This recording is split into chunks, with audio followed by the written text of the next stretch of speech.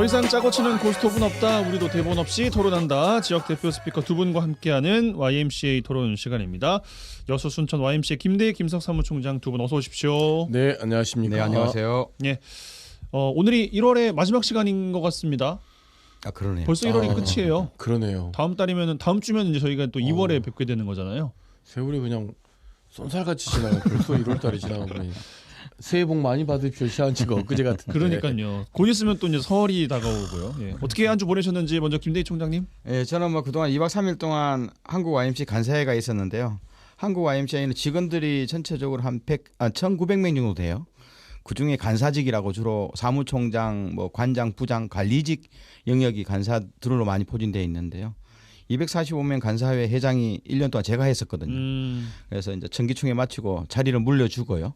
홀가분하게 내려왔습니다. 애쓰셨네요. 아유, 예. 김석 총장님이 고생하셨죠. 그렇게 하고 뭐 이번 주는 YMCA가 그 환경교육 강사단을 모집해서 환경교육 강좌에 들어갈 그 강사들 교육을 지금 시키는데요. 현재 한 15명 정도 주부하고 시민들이 관심 있는 분들이 오셨는데 저희가 한 10강좌 정도 교육을 해서 직접 환경교육 강사로 저희가 활용할 예정이거든요. 이 방송을 듣는 청취자 여러분들 관심 있으시면 YMCA로 연락해 주시면 고맙겠습니다. 혹시 순천 사람도 됩니까? 아, 네, 되죠. 네. 김석 총장님 그다음 아니, 여쭙겠습니다. 그래서 저희 그 노플라스틱 하는 담당 간사가 네. 그 교육을 꼭 받아야 된다고. 아, 그러던가요? 네. 아, 네. 알려주기로 했는데 안 알려주고 시작하는 것 같은 느낌이 들어요. 이런 식으로 교류가 안 되면 안 되는데. 아, 순천 YMCA 뭐 어제 이사회를 잘 마쳤고요. 그리고 이제 올 연초에 어쨌든 순천 YMCA 의도한 건 아닌데 여순특별법에 따라서 진상조사 보고서 기획단 구성이 너무 한쪽으로 편향됐다라고 하는 것에 유익도에 힘을 실어주는 것으로 좀 시작을 했잖아요. 그거 이제 계속 이어지고 있는 것 같아요. 그래서 그러고 보니까 목소리는 완전히 회복이 되셨네요. 아직도 좀 별로 좋지는 않습니다. 1월 30일 날 그러니까 다음 주 화요일이죠. 오후 2시부터 4시까지 전라남 도의회 기획행정위원회가 고맙게도 특별법 시행 2년에 대한 평가회를 개최하게 됩니다. 이게 지금 장소가 도의회에서요? 어디냐? 예, 도의회에서 주관하는데 장소는 전남 동부청사 이순신 강당에서 개최하거든요. 그래서 지난 특별법의 2년에 대한 평가, 그 다음에 연수사건위원회의 일개 활동에 대한 이야기들, 그 다음에 뭐 시민단체를 비롯해서 각급 기관에서 어떻게 해야 되느냐라고 하는 것들을 조금 여전히 좀 산발적이긴 합니다만은 이런 토론들을 좀 계기로 해서 서로 하나의 힘을 모으는 그런 역할을 순천 YMCA, 여수 YMCA가 좀 한번 해야 되지 않을까 싶습니다. 알겠습니다. 또 유의미한 또 결실이 맺어지기를, 또 유의미한 이야기들이 많이 나오기를 또 저희도 좀 귀 기울여서 듣고 있겠습니다. 네. 자, 주제 이야기 해보죠. 오늘 이야기 나눌 주제는 중대재해처벌법입니다. 이번 주에 많이 뉴스가 나왔는데요. 어제 본회의에서 중대재해처벌법을 50인 미만 사업장에서는 2년 더 유예하자는 개정안이 국회를 통과하지 못했습니다. 그러니까 이제 내일부터 예정대로 50인 미만 사업장에서도 중대재해처벌법이 시행되는데 여기저기에서 이야기들이 쏟아져 나오고 있습니다. 이게 또 정쟁이 또 되는 것 같기도 하고요. 지역의 50인 미만 사업장의 현황과 대응책까지 확대해서 이야기를 나눠보죠.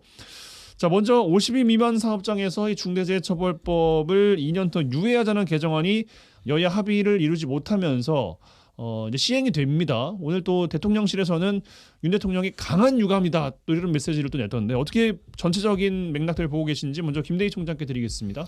뭐 어떻든 중대재해처벌법이 2022년 1월에 제기되면서 2년 유예를 준 거예요. 예. 2년 유예 줄 테니까 그 사이에 정부 차원에서 대안을 좀 마련해봐라 하고 2년 유예를 줘서 내일부터 시작되는데요. 제가 보기에 좀 어떻든 이 법의 중대재해처벌법의 중요한 좀 근거가 사업주가 근로자의 안전 문제, 보건 문제를 좀 성실하게 좀 책임져봐라. 신경 써라. 네, 신경 써라 이거거든요. 핵심은. 왜냐하면 실제로 이게 중소사업 영역에서 영세사업장 영역에서 사고율이 굉장히 높기 때문에 대안을 내라 했는데 좀 문제는 아쉬워 2년 동안 허송세월을 해버렸어요. 특히 윤석열 정부 들어서서 요 규정을 피하려고 처음부터 뭐 대선 공약에도 들어있었죠. 예. 그러면서 결국은 피하려고 했는데 그럼 2년 동안 그럼 국회하고 결국은 이거 국회가 이게 상대방이잖아요. 그럼 국회하고 이거 논의를 해야 되는데 법도 저거 올라간 줄 알았더만 10일 전에서야 올렸더라고요. 10일 전에 올려놓고 국회 보고 처리해달라고 했는데 국회에서는 이걸 통과를 안 시켰어요. 그러면서 결국은 이제 핵심은 다수당인 더불어민주당이 이거 키를 쥐고 있는 건데 더불어민주당은 이 문제를 2년 동안 이야기하자 동안 왜 이제서 가져오냐. 예. 그리고 우리는 좋다 그러면 50인 이하 사업장을 하려면 좀 반대 조건이 있어야 되는 거 아니냐. 그러니까 무슨 조건이냐 물어봤는데 이거 법을 완화해주면 유예해주면 안전 문제에 대한 책임을 못 짓기 때문에 정부가 산업안전청을 별도로 만들어라. 그렇죠. 산업안전보건청 이런 예, 이름이 보건청이고 있는 거. 그래야 좀 예방적 차원에서 이 영세한 사업장들 미리 좀 무엇이 부족한지를 체크하고 지도해주고 행정지도죠. 네. 그리고 부족한 부분을 보완해주고 예방적 차원의 산업안전보건정책의 중심인 산업안전보건청을 만들어라 했는데 이 문제를 안 받아줘 버렸어요. 그러니까 민주당은 결국 야당들은 그 정의당을 포함해서 대책 없이 유예 못 해주겠다 이제 이렇게 가버린 건데요. 아니면 예산이나 인력을 더 투입하든가 네. 라는 이야기도 했어요. 네, 그래 되는 거죠. 근데 실제로 우리가 고용노동부나 환경부가 유일하게 정부 부처 중에서 규제 부서예요. 예. 왜냐 환경부는 환경과 관련된 영역이 규제 영역이고 노동부는 산업안전보건 영역에 있어서 중요한 규제 부서거든요. 예. 그렇다 보면 여기에 대한 인력이나 내용 별도의 행정적 조치를 따라가주면서 어떻든 이 법에 대한 2년 유예를 좀 했던 것이 이런 좀 절차들이 좀 상실된 것이 너무 좀 아쉽고 이것이 유독 야당만의 탓이라고 보기 힘들다고 좀 개인적으로 봐요. 예. 김석 총장께 이어드리겠습니다. 네, 이 법이 중대재해처벌 등에 관한 법률이 그 제정된 게 2022년 1월 27일입니다. 그러니까 이것으로부터 2년 뒤면 내일부터죠. 내일부터 그동안 그 50명 이하의 그 미만 사업장에 대해서 2년 동안 유예해 준 것이 정부가 내놓은 개정안이 그 여야 간의 협의를 이루지 못한 가운데서 국회를 통과하지 못한 게 아니라 개정안을 제출을 못 해버린 거죠. 예. 그렇기 때문에 이 2년 동안의 유예 기간이 있었던 법률에가 가지고 있었던 유예 기간이 끝난 것이기 때문에 1월 27일부터 적용된다. 뭐 이렇게 하는 것이 팩트에 좀 가깝지 않을까 싶고 그러면서 김대희 총장님께서 말씀하셨던 것들 중에 하나는 어쨌든 만약에 정부가 이런 걸 할 거면 제일 중요한 것은 어쨌든 법이 2년 동안 유예된 가운데 그러면 이 정부가 뭘 했냐 이런 게 중요한 거잖아요. 근데 이제 다짜고짜 준비한 내용이나 이런 근거들이 조금 부족한 것 같아요. 그러니까 그러면 민주당 차원에서는 그러면 아무래도 올해 선거도 있고 하니까 산업 쪽이나 경제교 쪽 눈치를 안 볼 수도 없잖아요.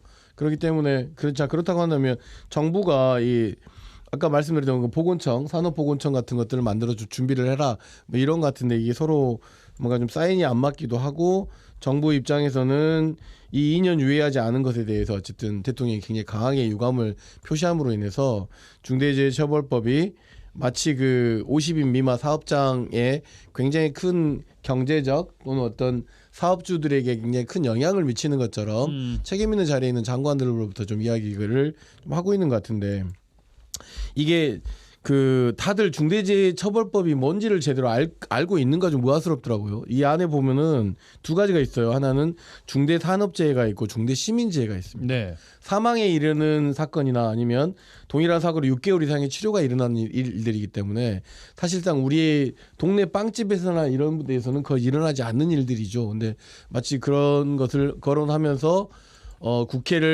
국회가 정부가 가지고 있는 뭐 이 경제 뭐 업계들이랄지 이런 부분은 굉장히 어렵게 힘들게 한다라고 하는 것은 좀 팩트 체크가 좀 잘못된 것 아닌가. 그래서 저는 이왕이 2022년 우리가 이 중대재해처벌법을 왜 만들었는지를 돌이켜 봐야 되잖아요. 우리 김용근 예. 씨와 관련해서 우리가 얼마나 많은 이야기를 또 라디오 전망대 했습니까? 그래서 제대로 좀 시행된 것이다라고 제대로 시행되게 되었다. 라고 하는 그런 말씀을 좀 드리고 싶습니다. 본격적으로 들어가기 전에 좀 이걸 확실하게 좀 하고 갈게요. 내일부터 50인 미만 사업장까지 중대재해처벌법이 이제 확대가 된다는 거 아니겠습니까? 확대되는 게 무리입니까? 무리는 아닙니까? 두 분 생각하시기에. 그래서 처음에 2022년 1월 27일 날 그러니까 2년 전에 네. 중대재해처벌법이 통과될 때 굉장히 많은 경제기초도 우려를 했었잖아요. 그랬죠. 예. 그래서 실제로 자체 조사를 좀 했었어요. 그래서 전국에 있는 50인 미만 사업장 1,442곳에 대해서 설문조사를 해서 준비 중인 곳이 약 318곳, 22%이고 확보한 곳이 예. 그리고 준비 중인 곳이 59%, 약 847곳이었거든요. 그러니까 중대재해처벌법이라고 하는 굉장히 중요한 어떤 규제라고 볼 수 있지만 이 규제가 향하고 있는 방향은 사업장이나 사업주나 또는 담당 공무원이나 이것에 책임 있는 사람들의 처벌이 목적이 아니라 아까 우리 김대총님 정말 잘해주는 안전 보건 조치를 의무화하고 예. 그다음에 시민이나 종사자에 대한 생명과 신체를 보호하는 목적으로 만들기 때문에 그런 조치, 그러니까 안전 교육이랄지 안전 시스템을 갖출 준비들을 이미 50%, 9%, 80% 넘게가 하고 있었단 있다. 말이죠. 근데 2년 동안 유예 주는 과정에서의 어떤 데이터 수치가 지금 현재 없는 상황인 거죠. 이제 그런 측면에서 놓고 본다면 이 50인 미만 이하 사업장도 저는 충분하게 준비할 거라고 보입니다. 왜냐하면 그럼 무리는 아니다라는 말씀이시네요.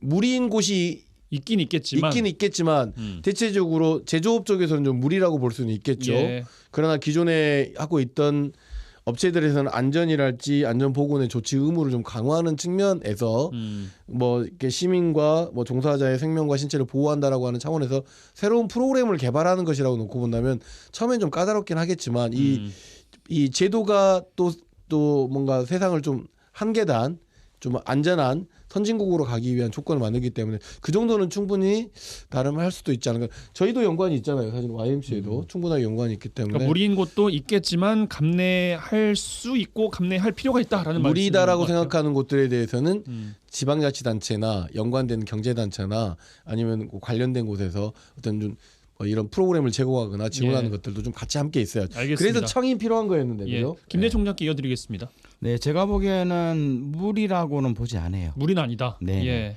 5인 이상 50인 이하기 때문에요. 뭐 두세 명 정도 뭐 사업장은 해당이 안 되는 거거든요.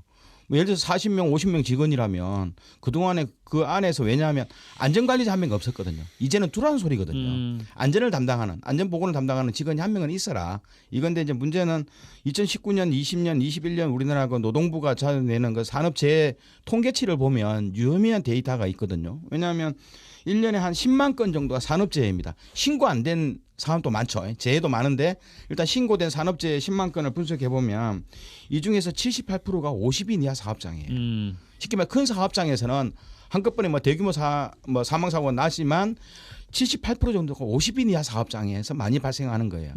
그 중에서 제조업이나 건설업이죠. 여기서 육체 노동이 좀 수반될 수밖에 없는 제조업이나 건설업은 그 중에 60%예요. 사고율이. 그리고 실제로 식당이나 카페는 2% 이내에서 사고율이 산업재해가 발생했거든요. 예. 그러면 결국은 주로 제조업 중심으로 50인 이하 사업장이 발생되는데 이런 제조업에는 사실 안전보건 담당자 한 명이 있어야 되는 거죠. 한 명은 인건비를 내냐 안 내냐 이 문제거든요. 40명 50명 직원 중에서 야 그동안 우리가 좀 보건 안전 신경 쓰자. 그래서 우리가 여기 전문가를 좀 산업재해와 관련된 뭐 기사나 산업기사를 직원으로 채용하자. 이 문제거든요. 결국은 한두 명의 인건비를 가지고 이렇게 그서갈 상황은 아니고요. 그동안 2년 동안에 그러면 50인 이상 사업장 주어진 통계를 보면요. 사업주가 미리 안전계획서라든가 안전작업서라든가 이런 이행계획들을 꼼꼼히 체크를 하고요. 위험 예방 요소만 갖추면 큰 문제가 없었던 형태고 또 사실상 검찰에서도 솜방망이 징계를 많이 했거든요. 그러니까 우리나라 상황은 좀 아니다. 이렇게 보는 거죠. 저는 조금 좀 달라요. 예. 약간 좀 뉘앙스는 좀 다른데 비용이 수반되는 문제는 50인 이하 사업장에서는 부담이 될 수밖에 없죠. 프로그램을 제공한다 하더라도 뭐 이렇게 하는 곳들은 저는 이런 것에 대한 단기간의 부담은 있다고 생각해요. 그러나 이제 이것을 갖춰주기 위한 지원 체계. 그러니까 예를 들면 그게 자치단체가 될 수도 있고 정부가 될 수도 있고 또는 다른 곳이 될 수도 있잖아요.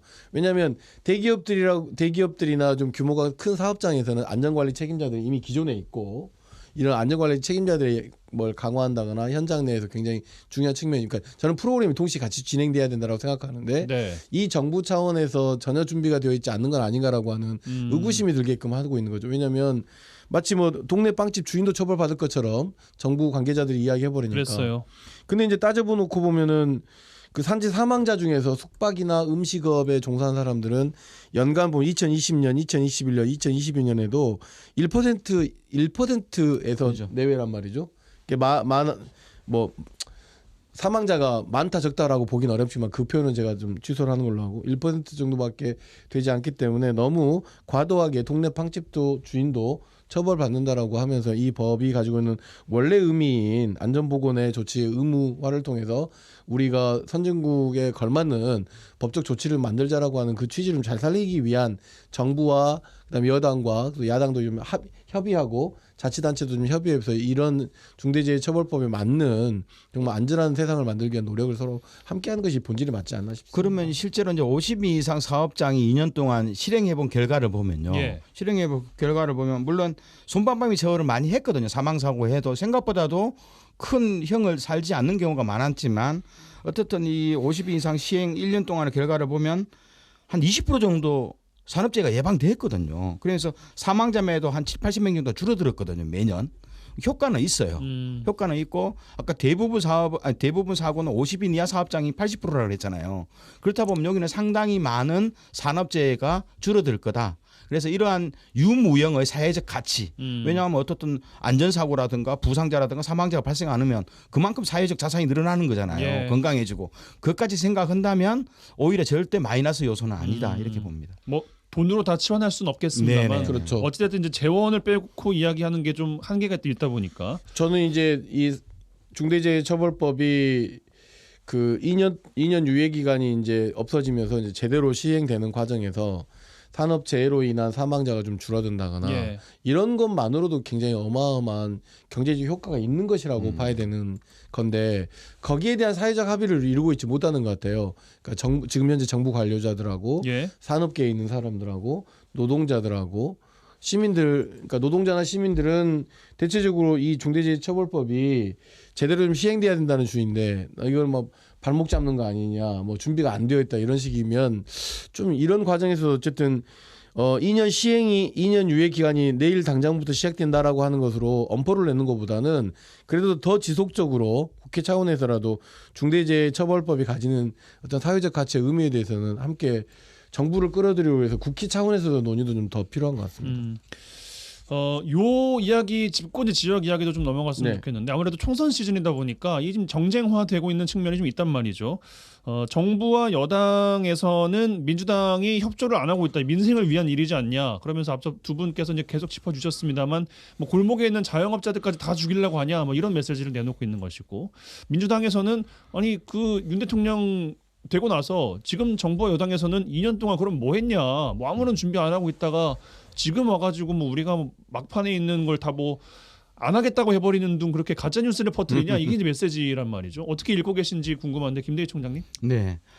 작년 7월부터 윤석열 대통령과 대통령실에서 계속 메시지를 보냈어요. 예. 이게 뭐냐면 그 기업의 일자리 확대, 수출 확대를 위해서 그 킬러 규제하겠다. 이게 뭐냐면 세 가지 법을 딱 직시를 했어요. 중대재해법, 중대재해처벌법, 화학물질관리법, 우리가 보통 화관법이라 그러죠.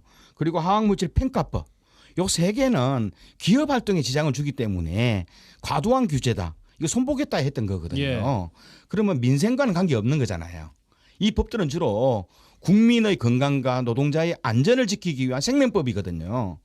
그런데 대통령실에서는 야 이거 기업들이 좀 수출하기 힘들고 일자리가 안 늘어나는 원인이 이 세계법이다. 이랬기 때문에 민생보다는요. 우리 소상공인이라든가 이런 영세한 뭐 민생보다는 어떻든 상공단체들, 상공회의소라든가 정경련이라든가 이런 단체가 계속 이걸 요구했던 거거든요. 그러니까 기업들 눈치 보기였다. 네, 저는 그렇게 보는 겁니다. 김석 총장님. 저는 그러니까 앞서 말했던 것처럼 이 중대재해처벌법에서 이야기하는 중대산업재해와 중대시민재해는 산업안전보건법에서 좀 정의하고 있는 내용이란 말이에요. 예. 사망자가 한 명 이상 발생했거나 아니면 동일한 사고로 6개월 이상의 좀 치료가 필요하다거나 아니면 관련된 직업성 질병자가 1년 내에 뭐 3명 이상 발생한다. 이게 이제 중대 산업재해라고 보는 거고. 근데 단순하게 종사자들과 이 산업 현장에서 벌어지는 일을 넘어서서 중대재해 시민재해도 있거든요. 시민재해. 그러니까 뭐 공사를 하다가 뭐 마찬가지로 어떤 뭐 사망자 한 명 이상이다거나 뭐 이런 것들이 좀 발생한다거나 이랬을 경우에 중대 시민재해 이런 것들이 발생되는데 여기에서 그동안 이 안전 조치나 이런 것들이 제대로 이루어지지 않았기 때문에 이런 재해가 벌어지는 거다라고 하는 것이 이 법률이 가지고 있는 중요한 그 목적과 정의란 말이죠. 그렇기 때문에 정부 여당에서 이야기하는 50만 미만의 사업장에 대한 심각한 타격을 준다라고 하는 것은 너무 과도한 표현이라고 생각을 해요. 예.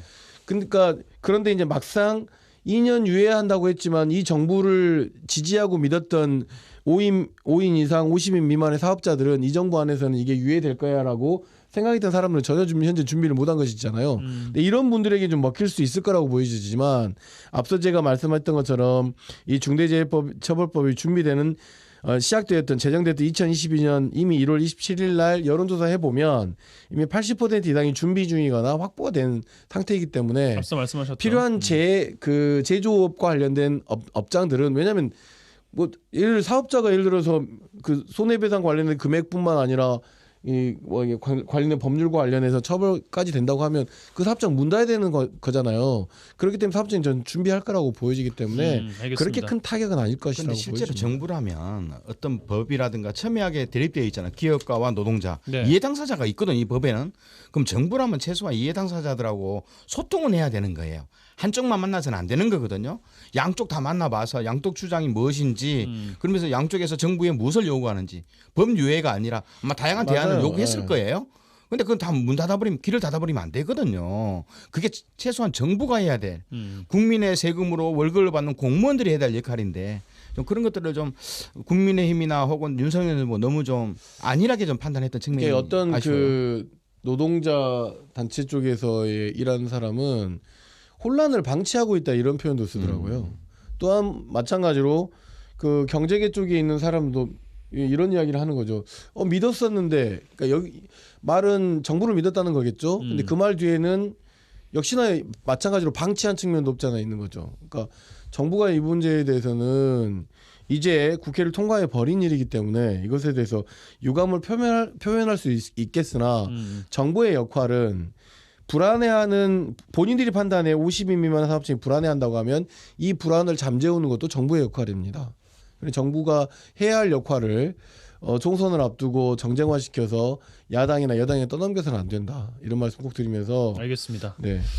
지역 이야기로 좀 하고 마무리를 해보겠습니다. 그 지역에서는 주로 중대재해처벌법 하면은 원청에 대한 책임론이 가장 많이 나왔던 뉴스의 제목이 아니었나 싶은데 이제는 뭐 원청의 책임뿐만 아니라 하청도 이 책임에서 자유로울 수 없다는 거 아니겠습니까? 네네. 왜냐하면 또 지역에서는 뭐 제조, 건설, 화학 산업이 주력이기 때문에 철강까지 이 부분에 대해서 꼼꼼하게 좀 신경을 많이 쓸 것 같은데 어떻게 파장이 좀 미칠 거라고 보시는지 김대희 총장께 먼저 드리겠습니다. 제가 보기에는 어떻든 중소기업은 이제 좀 더 세밀하게 된 거죠. 아까 말처럼 그러면 기업체가 뭘 할 거냐.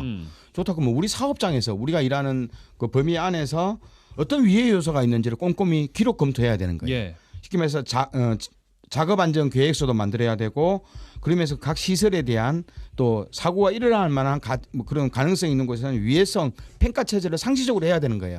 그리고 그 기업주 사장이 직접 체크도 해봐야 되는 거예요.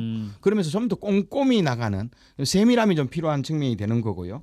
그리고 일정한 여유가 있는 곳은 30-40명 정도 직원이 있다면 아까 말한 것처럼 산업안전보건 담당자 1명 정도 채용해서 그 사람이 좀 전체적인 시스템 전반을 체크하도록 하는 과정. 그렇지 않으면 특별히 이제 그것만 해줘도 위험 요소를 많이 제거할 수 있는 거거든요.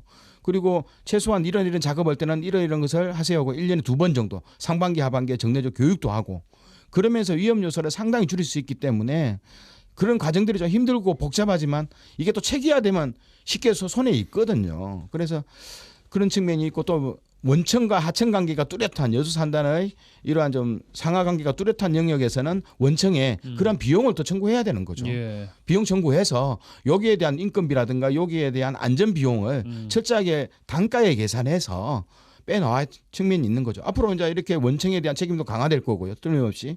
그리고 이것은 그 기업의 ESG 경영에서도 보고서에도 들어가는 사항들이거든요. 그렇게 해서 더욱더 좀 원청의 하청의 안전 문제에 대해서 원청이 관심을 가지게 하는 시스템이고 그러다 보니까 좀 더 적정 임금을 줘서 유능하고 체계적인 안전에 숙달된 전문가들이 이러한 좀 위치에서 자기 역할을 할 수 있는 그런 시스템으로 대신 만들어 나가는 계기가 되면 어떨까 좀 생각을 합니다. 그러니까 중소기업, 대기업 모두가 신경 쓰는 환경이 될 수밖에 없을 것 같다는 말씀이신 것 같습니다. 그러니까 이제 그동안 그 산업안전보건법에 따라서 기업 안에 안전 책임자 뭐 다 있어요. 네네. 있었고요. 근데 이 법이 가지고 있는 가장 큰 의미는 뭐냐면 그런 게 있는데 관련된 이 재해가 계속 반복되고 사망자가 늘어나는 그러니까 사망자들 대부분은 종사자이거나 시민이고 이것이 법률상으로 처벌할 수가 없는 상황이다 보니 네. 계속 반복된다 이거거든요. 그러니까 이제 그런 조치들을 취해야죠. 예를 들면 처음은 까다로울 거예요. 도급업자들이나 하청업자들이 이런 관련해서 계약 사항 중에 안전조치 관련된 내용들에 대한 비용과 인건비를 넣는다고 했으면 예를 들면 이걸 하청을 주는 입장에서는 그동안의 관리를 놓고 말이 안 되는 거잖아요. 그러니까 이런 문화가 바뀌는 거라고 저는 생각을 하거든요. 또 하나 두 번째는 뭐냐면 그런 문화가 바뀜으로 인해서 그동안에는 의무 조치들이 있었단 말이에요. 산업안전보건법에 따라서 의무 조치를 행하지 않아도 굳이 이것에 대한 의무 조치 행하지 않은 것에 대한 처벌 규정들이 없었는데 이 중대재해처벌법이라고 하는 것으로 처벌 규정들이 만들어지다 보니 네. 사업주들은 당연히 이것을 의무화하는 것에 대해서 신경 쓸 수밖에 없다 보니까 결국은 처벌 대상이 되기도 하면서도 대상이기도 하지만 한편으로는 사업주와 경영 책임자들 또는 관련된 그 시민재해 같은 경우는 관련된 공무원들까지도 이렇게 그래서 안전 문제에 좀 더 신경 쓸 수밖에 없는 문화를 만들어내는 거다. 그러니까 너무 두려워하고 뭐 그러지 않아도 된다고 보는데 다만 이런 두려움들은 지방자치단체도 좀 해소를 해주기 위한 나름의 좀 프로그램은 좀 필요합니다. 알겠습니다. 마지막 질문 드리고 이제 마무리해야 될 것 같은데 국민의힘에서는 좀 열려 있는 듯한 뉘앙스를 풍기긴 했어요. 그 윤 원내대표가 다음 달 1일에 또 본회의가 남아 있는데 뭐 타결 가능성도 좀 남아 있으면서 서로가 서로를 좀 압박하는 모양새요. 어떻게 전망하시는지 김대희 총장께 드리겠습니다. 실제로 선거를 앞두고는요 노동자 표도 있거든요. 예. 실제로 이건 정부가 안일하게 대처하는 측면이 있기 때문에 저는 국민의힘도 양보를 하면서 대신 이제 이게 더불어민주당도 어떻든 유예 여부는 가능성을 열어놨어요. 뭘 대신 양보를 할 수 있을까요, 서로가? 이게 실제로 이게 그러면 정부가 이 문제를 그럼 예방할 수 있는 예. 아마 정부 기구를 별도로 만들자는 정도로 합의는 볼 거라고 봐요. 그렇게 하면 민주당도 한 2년 정도 유예하되 그러면 이것은 이제 노동부가 아닌 거죠. 노동청이 아니고 예. 별도의 산업안전보건을 전문으로 한 국가기관이 만들어지고요. 이 국가기관은 또 각 광역 단위로 지역 하부 개념을 더 두기 때문에 이런 것이 국민들을 찾아뵙고 소규모 영세사업장을 찾아다니면서 예방 문제에 대한 주력하는 그런 청 정도로 아마 생길 것 같다. 예. 저는 좀 반대인데 만약에 이게 그 협의가 가능한 사안이었다고 한다면 짧게요. 그 대통령께서 강한 유감을 표현하지 않았을 거라고 생각합니다.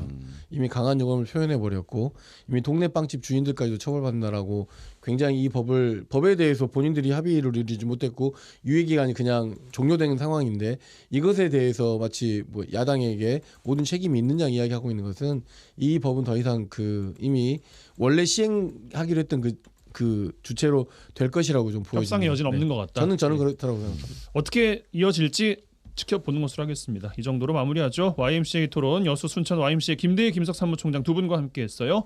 두 분 고맙습니다. 네, 감사합니다.